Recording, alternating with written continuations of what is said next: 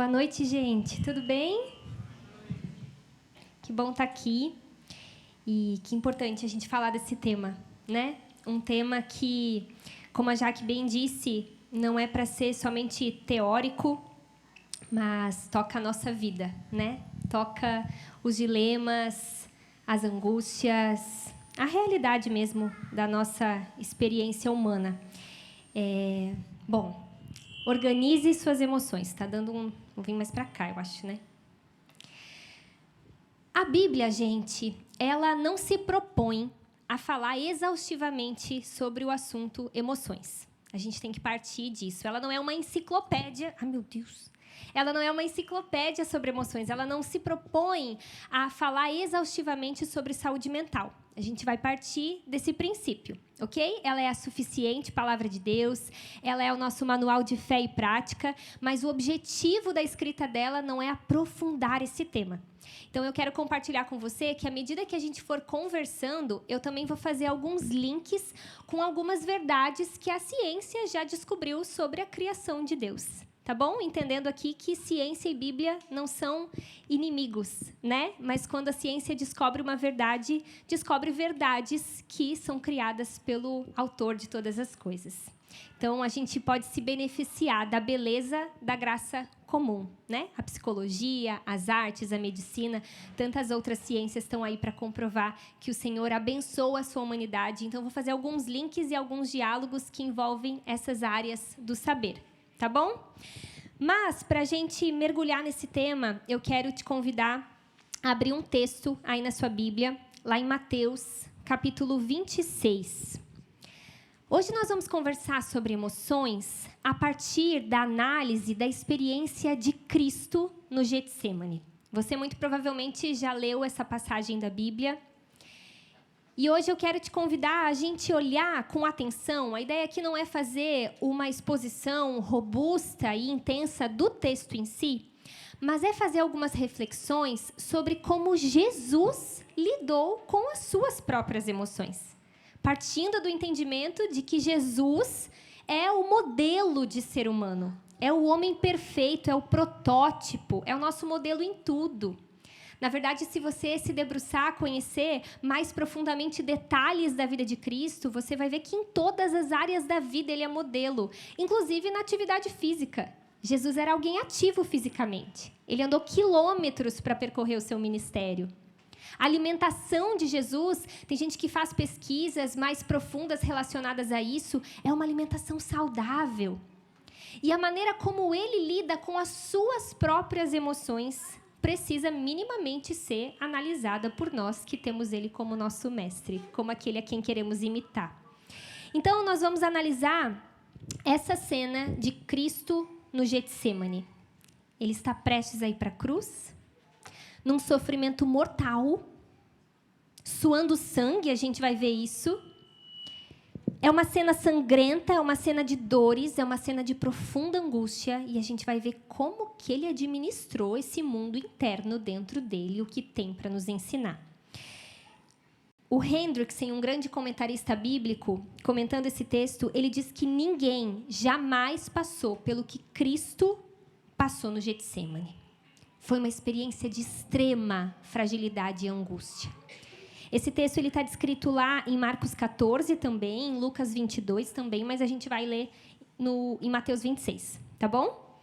A partir do verso 36, a palavra diz assim: Então Jesus foi com eles a um lugar chamado Getsêmani e disse: Sentem-se aqui enquanto vou ali orar. Levou consigo Pedro e os 2 filhos de Zebedeu e começou a ficar triste e angustiado. Minha alma está profundamente triste, a ponto de morrer, disse ele. Fiquem aqui e vigiem comigo. Ele avançou um pouco, curvou-se com o rosto no chão e orou: Meu Pai, se for possível, afasta de mim esse cálice. Contudo, que seja feita a tua vontade e não a minha. Vamos orar mais uma vez, brevemente? Senhor, nós dependemos de Ti.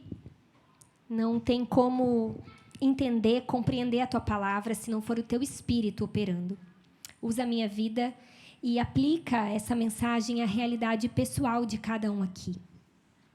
Esclarece as verdades do Senhor, em nome de Jesus. Amém. Primeira coisa para a gente partir. Jesus sentiu. A gente viu o texto. Jesus, tomado de tristeza e angústia. Ele verbaliza: a minha alma está profundamente triste, a ponto de morrer. Você vê que ele está num grau de tristeza que é além do normal. Jesus está no chão, no limite, óbvio, sem pecar, mas ele está experimentando um grau de tristeza absurdo. Na verdade, o termo grego aqui para profundamente triste é perílipos, que significa cercado de tristeza de todos os lados. É como se Jesus estivesse dizendo assim, ó, não há uma parte em mim que não esteja tomada por tristeza e dor. Lucas, que sempre traz uns detalhes a mais para a gente, descrevendo esse texto, ele diz que a angústia de Cristo era tanta que ele suava sangue. Esse é um fenômeno muito raro, chamado hematidrose, que é quando a pessoa está num limite de tanta angústia, tanto estresse, tanto esgotamento, que alguns vasos, pequenos vasos sanguíneos que estão sob as glândulas sudoríparas se rompem. É raro acontecer isso com uma pessoa. Talvez você nunca viu alguém suando sangue. Aqui nós vemos, gente, o Deus encarnado no extremo da fragilidade humana. E essa é a doutrina da humanidade de Cristo. Não tem como falar sobre emoções numa perspectiva bíblica e teológica sem considerar essa doutrina. Nós temos Jesus como inteiramente Deus e inteiramente homem. O autor de Hebreus vai dizer que ele é a expressão exata do ser de Deus. Paulo aos Colossenses vai dizer que ele é a imagem visível do Deus invisível. Mas esse mesmo Deus é homem. E experimenta a fragilidade humana na pele. Literalmente, né? Suando sangue. A gente precisa meditar na doutrina da humanidade de Cristo, porque ainda que ele seja Jesus Cristo, ainda que ele seja Deus, ele aprendeu a andar, né? A falar. Ele, que é a palavra, teve que se submeter ao processo de nascer de um parto normal e ir crescendo e aprender a falar. Talvez passou pela fase ali de falar igual cebolinha, igual às vezes as crianças falam. Isso não é pecado, é uma parte do desenvolvimento infantil. Ele se submete à experiência humana, sua, sente, tem que dormir, tem que se submeter ao sono. Deus se fez gente, calçou os sapatos da humanidade, experimentou as emoções humanas em ação. Não somente se fez gente, experimentou as emoções humanas, como experimentou emoções muito difíceis. A gente vê que Jesus foi um homem de dores. Isaías fala sobre isso, né? Foi desprezado e rejeitado, homem de dores, que conhece o sofrimento mais profundo. O D.A. Carson, comentando esse texto, ele diz que o Deus em quem confiamos sabe o que é sofrimento, não apenas porque Deus sabe de tudo, mas por experiência própria. É por isso que o autor de Hebreus também nos diz que nós não temos um sumo sacerdote que não se compadece das nossas fraquezas. Pelo contrário, ele se compadece das nossas fraquezas porque experimentou a humanidade na pele, sem pecar, mas sentiu. Aqui a gente está vendo Jesus angustiado, triste, mas tem outras emoções que a gente vê atuando em Jesus. Tem uma cena que as crianças se aproximam de Jesus e os discípulos tiram as crianças para longe. Lembram disso? E a palavra diz que Jesus ficou indignado. Pera lá, eu quero as crianças perto de mim. Vocês deviam estar aprendendo com elas, inclusive. A gente vê Jesus, gente, tomado pela ira, quando ele vê a casa do Pai se tornando um covil de ladrões. Ele faz um chicote de cordas e expulsa todo mundo do templo. Deu a louca em Jesus. Ele fez isso sem pecar, mas ele teve a ira atuando nele ali. E aqui um parênteses, né? Saúde emocional não é sempre se submeter a tudo e aceitar tudo. Às vezes a gente tem que dar a louca também.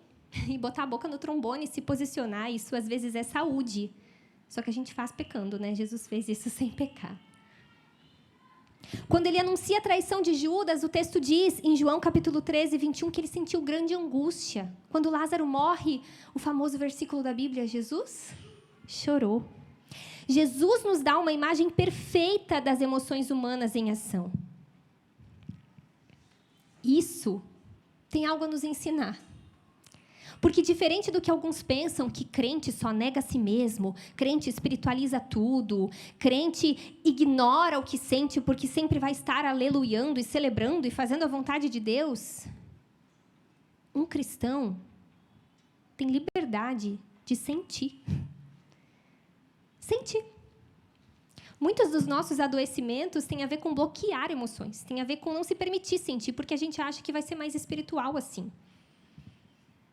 De alguma forma, se infiltrou na igreja essa mensagem de que ser emocional é pecado, ou é menos espiritual, ou que a gente tem que negar todo tipo de emoção, ou que uma emoção negativa necessariamente é pecaminosa. Aqui a gente está vendo Deus encarnado sofrendo. Será que é tão pecado sofrer assim? Nós somos seres emocionais. A capacidade de sentir não é fruto da queda. É uma condição inata que Deus colocou em nós. É parte do equipamento que nós temos como seres à imagem e semelhança de Deus. Deus que criou e colocou em nós o cortisol, a noradrenalina, a adrenalina. Sabe esse sistema de luta e fuga que faz a gente correr num momento de perigo? Essa certa medida saudável de estresse que faz a gente estar atento? Deus que criou, Ele que colocou em nós. Emoções dão cor à vida, nos fazem nos conectar com o mundo, elas são importantes. Jesus sentiu. E aí a gente quer ser o homem que não chora, a mulher maravilhosa que bloqueia tudo que sente, como se isso fosse saúde. E muitas vezes, por causa de um discurso evangélico triunfalista que prega sempre a alegria, o sucesso, a vitória como sinais da verdadeira espiritualidade, a gente tem dificuldade de aceitar as emoções negativas. Mas, na verdade, as emoções negativas foram dadas a nós por Deus para a gente sobreviver nesse mundo mau. Por exemplo, numa situação, gente, de luto, você perdeu alguém, algo significativo. O que é o saudável?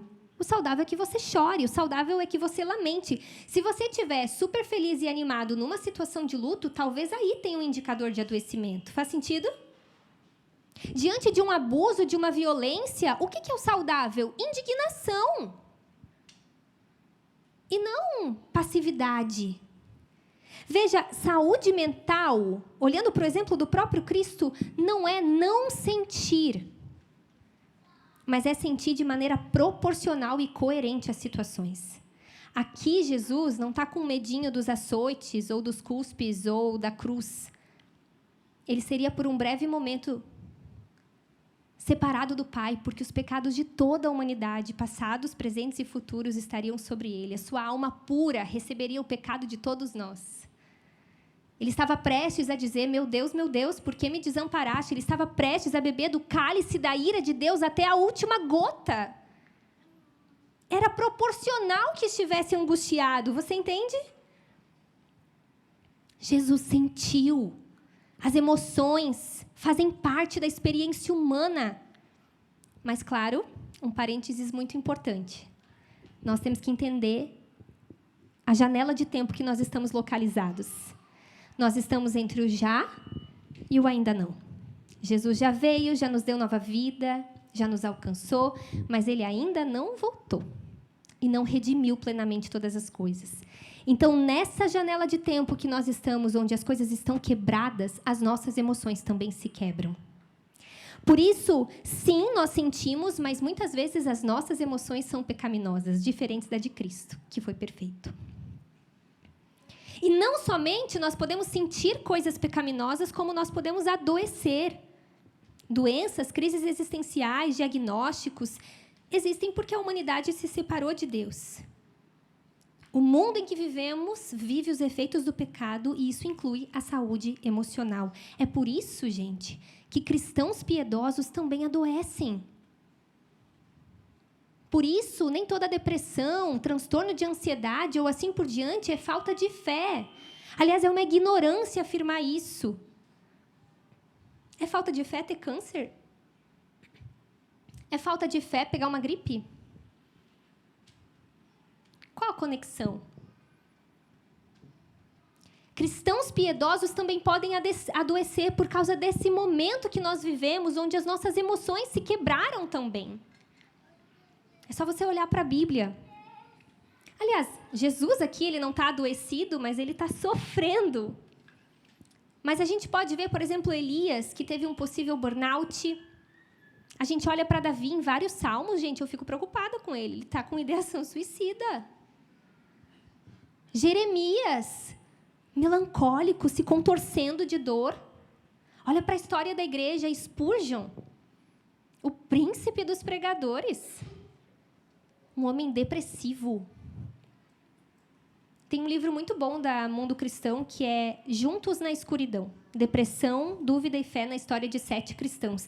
E traz a história de Lutero, Madre Teresa e vários heróis da fé que apresentaram doenças emocionais.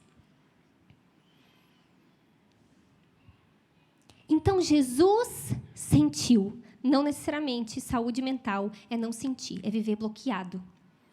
Agora, tem um outro ponto importante aqui. Jesus, ele foi honesto com as suas emoções. Ele chega para os discípulos, para quem ele deveria ser um exemplo de espiritualidade, e de fato foi, e abre o jogo. Ô, gente, eu estou mal, tá? Eu estou profundamente triste. Vocês não estão entendendo? Eu estou a ponto de morrer, eu estou mal. Um caminho de saúde, gente, é a honestidade. A fé cristã nos encoraja a não viver atrás de máscaras. A gente não precisa ser falso ou viver de performance. Às vezes a gente acha, né, que quando eu estou passando por um momento difícil, eu tenho que desfilar santidade para os meus irmãos. Eu tenho que desfilar que eu estou superando. Gente, às vezes a coisa mais honesta que a gente pode dizer é assim, ó, eu estou muito mal. Às vezes essa é a coisa mais humilde que a gente pode fazer também.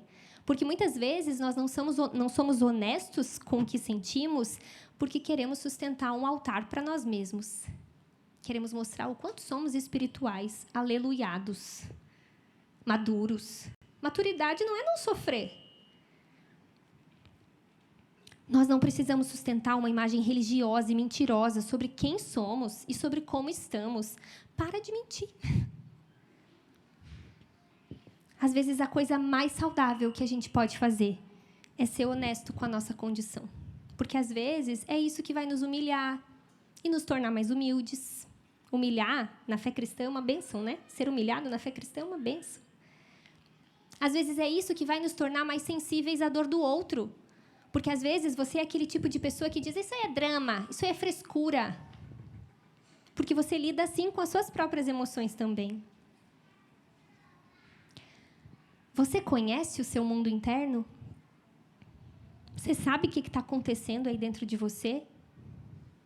Ou será que nós somos do tipo de pessoas que vivemos nessa sociedade tão acelerada que a gente nem tem tempo para parar e perceber a realidade do nosso coração? É doloroso lançar esse olhar para dentro, né? E entender, como a Jaque disse, né? Conversar com a nossa alma. Exige muita coragem, porque às vezes a gente vai se assustar. Jeremias fala que o nosso coração é enganoso. Terrivelmente sombrio e enganoso. Um enigma que ninguém consegue decifrar. Tem um Salmos, que é o Salmos 19, 12, que o salmista diz: quem pode discernir os próprios erros? Absolve-me dos que desconheço. Ele pede perdão pelos erros que ele nem conhece nele mesmo.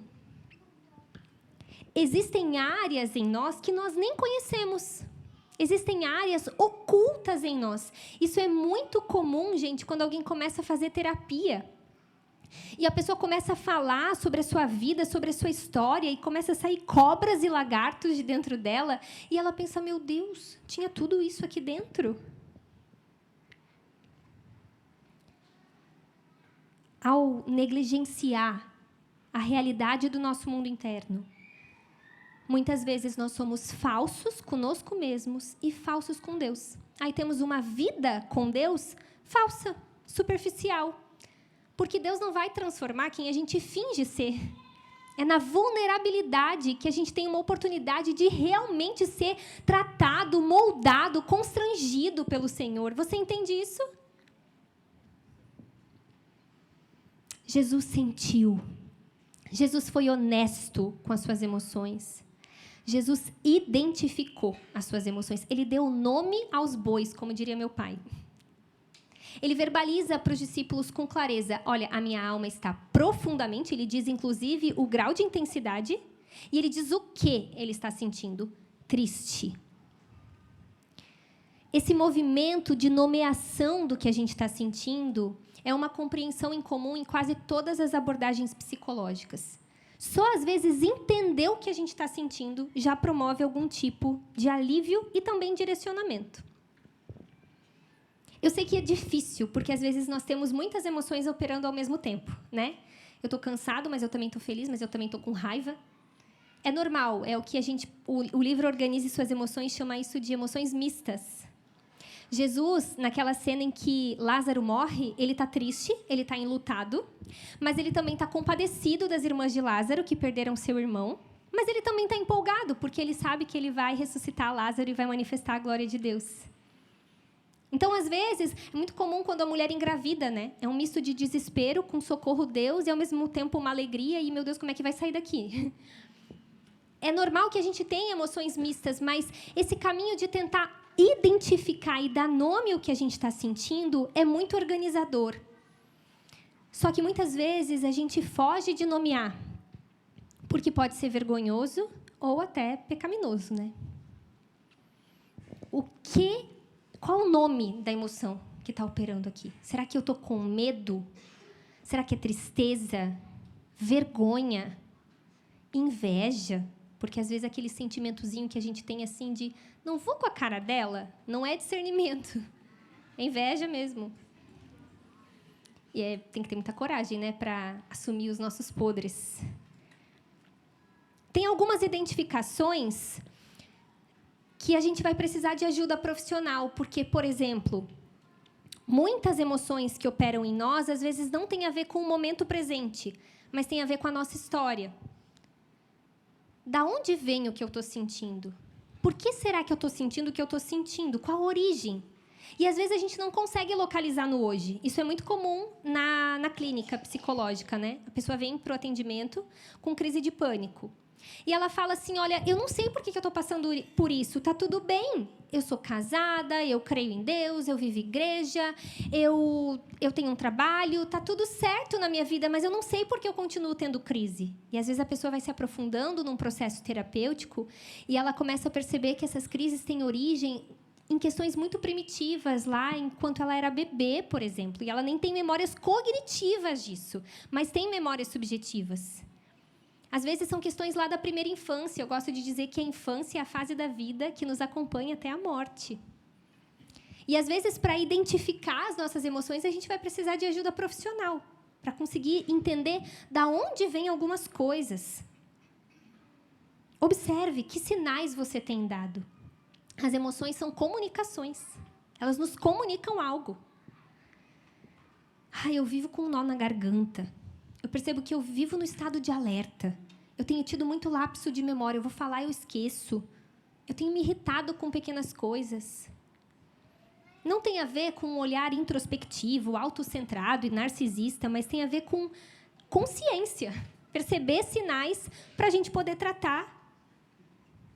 Jesus sentiu, Jesus foi honesto com o que sentiu, Jesus identificou o que sentiu, Jesus verbalizou as suas emoções.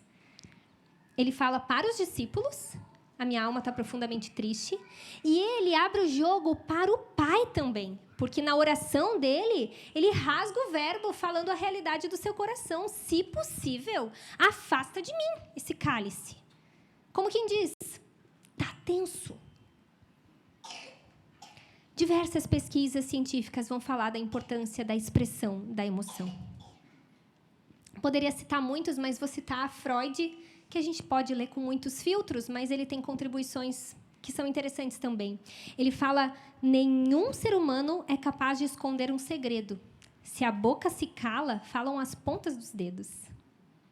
Se a gente não fala sobre o que a gente sente, o nosso corpo vai dizer de alguma forma. Às vezes é uma enxaqueca, às vezes é uma questão física. De alguma forma, isso vai vir à tona. Quando eu formei na faculdade de psicologia, a minha pesquisa de conclusão de curso foi no pronto atendimento da Unimed, lá de Joinville. E a gente pesquisou pessoas que procuravam o PA com alguma demanda física, dor de barriga, dor de cabeça, mas não tinha nada proveniente de questões orgânicas, eram questões emocionais. São as doenças psicossomáticas. Já muito antes de Freud e da ciência, a palavra de Deus nos diz, Tiago, capítulo 5, 16, portanto, confessem os seus pecados uns aos outros e orem uns pelos outros. Perceba, não é só orar. Tem que ter um espaço para confessar. É tão poderoso, gente, quando a gente verbaliza pecados, fraquezas, angústias. Tem um poema que eu gosto muito que chama Poemas Presos, que a Viviane Mosé fala que doenças são poemas presos em nós. São palavras que não foram ditas. Às vezes a gente fala pelos cotovelos, né? Mulheres, principalmente, né? Mas, às vezes, a gente não fala das realidades profundas do nosso coração. Não é para falar para todo mundo. Jesus não falou para a multidão. Ele levou 3 ali com ele. Na fé cristã, há espaço para verbalizar as nossas emoções. E os salmos estão aí para nos encorajar a isso. Você vê salmista de todos os tipos ali escancarando o seu coração diante de Deus. O Calvino descreve os salmos como a anatomia de todas as partes da alma, porque não tem sentimento no ser humano que não esteja representado ali como um espelho. A gente vê salmista ingrato, salmista grato, salmista querendo matar, salmista querendo morrer, salmista invejando, sendo invejado, salmista feliz, salmista triste, tem de tudo.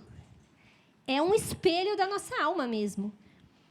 Na fé cristã tem espaço para verbalizar o que a gente sente. Talvez muito do peso que você tem carregado nas costas é porque você está carregando sozinho, sem dividir com alguém. E isso é outro ponto muito legal desse texto, porque Jesus, ele não viveu essa experiência sozinho. Ele levou 3 com ele, os best friends, né? Ele levou os discípulos. Mas, meu Deus, ele é Deus. Ele e o Pai era uma intimidade tão profunda, mas ainda assim ele leva os discípulos. Parece que é didático, né? Para nos ensinar que a gente precisa de gente. O verso 37 diz, levou consigo Pedro e os 2 filhos de Zebedeu, Tiago e João. A nossa fé é compartilhada. E Deus nos chama a viver em igreja, porque Deus nos criou com a necessidade de gente. Já quando a gente nasce como bebê, a gente não consegue nem existir direito se não for alguém cuidando de nós. E a gente cresce, essa dependência ela vai ficando mais relativa, menor, mas isolacionismo mata. Solidão em extremo mata. Nós servimos um Deus trino que vive uma comunhão perfeita desde a eternidade entre as pessoas da Trindade. E Ele nos fez a sua imagem e semelhança, seres sociais. Nós precisamos de pessoas para enfrentar as noites escuras com a gente. Só que muitas vezes, quando a gente está adoecido emocionalmente, a gente faz justamente o quê? A gente se isola, porque a gente não tem força psíquica para lidar nem com a gente mesmo, quanto mais com o outro. Só que não é à toa que a gente vive uma crise em saúde mental nos nossos dias, justamente num tempo onde as relações são cada vez mais rasas, superficiais e raras, né? A gente segue todo mundo, mas não tem conversas profundas com quase ninguém. Jesus leva os discípulos juntos para nos lembrar que nós precisamos ter relações reais. Muito da experiência da terapia, gente, de ser curadora e tratativa, não é porque o psicólogo falou algo, mas é porque o psicólogo estava ali, presente, num mundo onde as pessoas nem se olham nos olhos. Muito da cura, do tratamento, está ali, na relação. Quem são as pessoas que você tem nutrido relações? Às vezes é 1 ou 2. Se for 1, você já está no lucro. Mas ainda que a gente precise de gente, as pessoas são limitadas e finitas, né? Ano passado, a gente estava morando em Belo Horizonte, e eu morava em Joinville com meu marido e minha filha, a gente foi morar em Belo Horizonte, e para mim foi muito difícil a adaptação lá no início, não pela cidade em si, mas pela distância da família e os desafios que a gente estava vivendo. A gente foi para a plantação de uma igreja. E aí teve um dia, um sábado à noite, que eu estava muito mal, sabe? Com raiva de metade das pessoas que eu conhecia, ódio da outra metade, vontade de chorar por causa da outra metade. Eu estava assim, ó, TPM, quem sabe? Mas eu precisava abrir meu coração. E aí eu chamei o Geise, meu marido, a minha filha Aninha já estava dormindo. Eu falei, amor, eu preciso falar. Eu preciso terapia aqui, vou deitar no divã. E ele fala. Aí eu comecei a falar, né? E quando eu começo, gente, eu vou que vou. Eu fui e falei, porque isso, porque aquilo, comecei a chorar e comecei a colocar tudo para fora. Quando eu ouvi, gente, Geiseriel, meu amado marido, estava roncando. Eu falei, Geiseriel, eu tô chorando aqui para ti. Ele, meu Deus, me perdoa, deixa eu orar por ti. Eu falei, agora também não quero mais nada que venha de ti. Não ore por mim. E eu não esqueço dessa cena, porque daí eu fui lá para a sala, sentei no sofá e falei, eu só tenho o Senhor mesmo. Só o Senhor me entende. O Geis é um ótimo ouvinte, mas às vezes ele ouve e não entende. Às vezes ele ouve, entende, mas não consegue me consolar. Às vezes ele ouve, entende, consegue me consolar, mas não consegue mudar a situação, muito menos o meu coração. Os discípulos também dormiram. Não deram conta de suprir a alma de Cristo. E aí o texto nos diz que Jesus avançou um pouco, tipo, vocês vão dormir? Então fiquem aí que eu vou falar com quem pode resolver. Ele vai um pouco mais para frente e o texto diz que ele se curva com o rosto no chão e ora. Jesus sentiu, Jesus foi honesto com o que sentiu, Jesus identificou, Jesus verbalizou, Jesus não sentiu sozinho. E Jesus dependeu. Ele foi para o chão, prostrado, se colocou num lugar de humilhação, de dependência. E o texto diz que ele fez essa oração sincera 3 vezes. Meu Pai, se for possível, afasta de mim esse cálice. Se for possível, afasta de mim esse cálice. Ele rasgou o verbo, mesmo que as nossas orações devam sempre culminar em contudo seja feita a tua vontade. Na fé cristã, há espaço para o sincero. Se possível, afasta de mim esse cálice. Tão bom isso, né? Poder ser sincero com o Senhor. E aqui a gente vê o Senhor Jesus sendo sincero com o Deus Pai. Porque, às vezes, a coisa mais importante que as nossas emoções vão fazer por nós é nos levar a essa conclusão de que a gente não dá conta sozinho.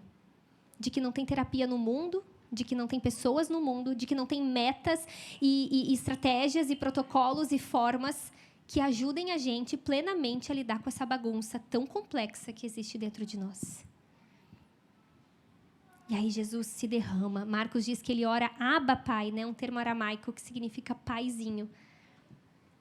O dono do universo se coloca nesse lugar de extrema dependência para nos ensinar que, às vezes, a coisa mais saudável que a gente pode fazer é se humilhar e reconhecer que precisa de ajuda diante do Deus que pode fazer isso por nós.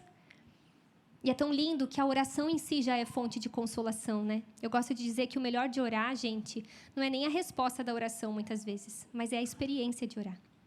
A gente é transformado enquanto ora. A gente é transformado na relação. É só olhar os salmistas. Parece que eles têm bipolaridade, porque eles começam o salmo dizendo, manda matar meus inimigos, e eles terminam, porque o teu amor dura para sempre, eu amo todo mundo, e a tua misericórdia sempre vai me acompanhar. O que aconteceu nesse meio tempo? Coração derramado diante de Deus. Muitas pesquisas hoje, a neurociência fala sobre os efeitos da oração.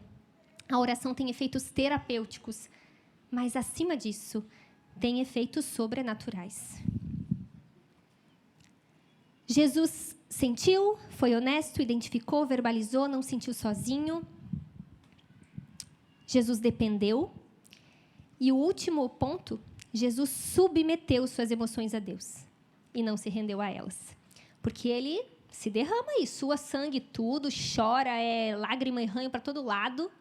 Se possível, afasta de mim esse cálice. Ele vivencia aquele momento de dor, mas ele ora, contudo, seja feita a tua vontade e não a minha. A postura dele denota que ele estava no extremo da angústia, mas não perdeu o seu temor. Ele submete suas orações, suas emoções a Deus. Ele ora com um misto de extrema vulnerabilidade, mas também extrema submissão. E isso é uma aula para a gente. Porque a oração do cristão, ela pode ser marcada por, se possível, Senhor, tira de mim dessa depressão. Se possível, cura esse transtorno. Se possível, alivia e abrevia o meu sofrimento. Mas, contudo, eu confio na providência divina e eu me rendo para que seja feita a tua vontade. Porque, às vezes, Deus não vai curar adoecimentos emocionais nessa terra. Porque antes de ter um compromisso com o nosso bem-estar, Deus tem um compromisso com a sua glória. E, às vezes, é na perda, no diagnóstico, no não, que a glória dele vai ser manifestada, tal qual o cego de João 9, que era cego para a glória de Deus. Tem que ser bem teocêntrico e pouco humanista para aceitar isso, né?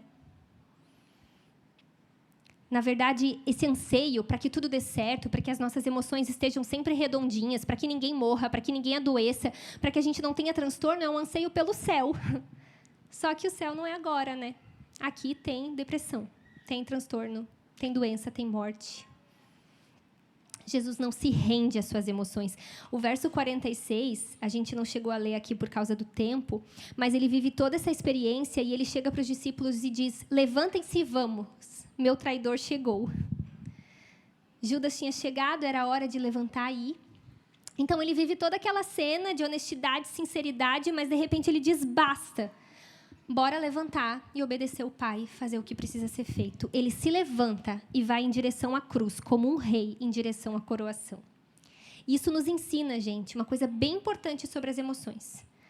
Porque nós temos a tendência de cair em dois perigos: ou ignorar o que sentimos, e Jesus não fez isso, ou superestimar o que sentimos. Ainda que devemos ser honestos com as nossas emoções, elas não nos dominam. Nós não somos mais escravos do nosso pecado e do que sentimos. Somos escravos da justiça. E recebemos por Deus, o Espírito de Deus, que nos dá capacitação para dominar o que sentimos. E nós precisamos crer nisso. É saudável lamentar, mas não é saudável se entregar ao lamento. E isso nós cremos por fé mesmo. De uma capacitação divina, que não viria de nós. Vem do Espírito que habita em nós. Para fechar, eu quero te dizer nessa noite que Jesus não é apenas o nosso modelo de saúde mental. A gente pode ver o exemplo dele em como lidou com as emoções. Mas ele também é o nosso resgatador. Porque lá no Getsemane, ele não apenas nos ensina a lidar com as emoções, mas caminha para a cruz para realizar a obra completa que nos transforma. O Evangelho é essa boa notícia. De que Jesus levou sobre si o nosso pecado, suportou a nossa culpa, por sua morte e ressurreição nos reconcilia com Deus, e nele nós recebemos não apenas exemplo, mas perdão, capacitação, nova vida e esperança sobre um dia as nossas emoções serem redimidas completamente. Em Cristo as nossas emoções não são negadas, elas são redimidas.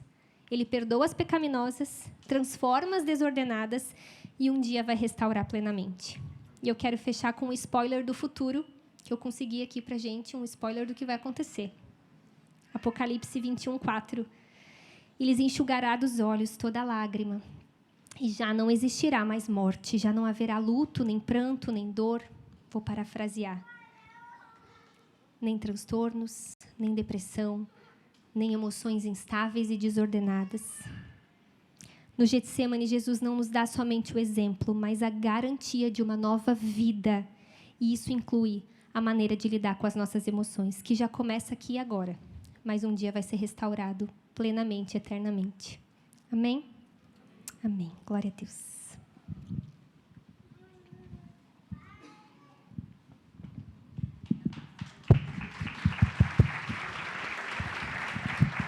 Pessoal, agora a gente vai ter 5 minutinhos para ir ao banheiro e a gente vai colocar aqui um QR Code para a gente fazer perguntas. Depois eu e a Cal vamos estar respondendo. Vocês talvez ouviram alguma coisa, alguma dúvida sobre questões emocionais. O QR Code vai ali para as perguntas são anônimas, tá, gente? Fica tranquilo. Mesmo que seja muito pessoal, não vai ter um nome. A gente não vai ficar investigando quem é, só vai saber que a pessoa estava aqui, né? Mas, assim, pode mandar as perguntas que daqui a 5 minutos a gente volta e vai estar respondendo, tá bom?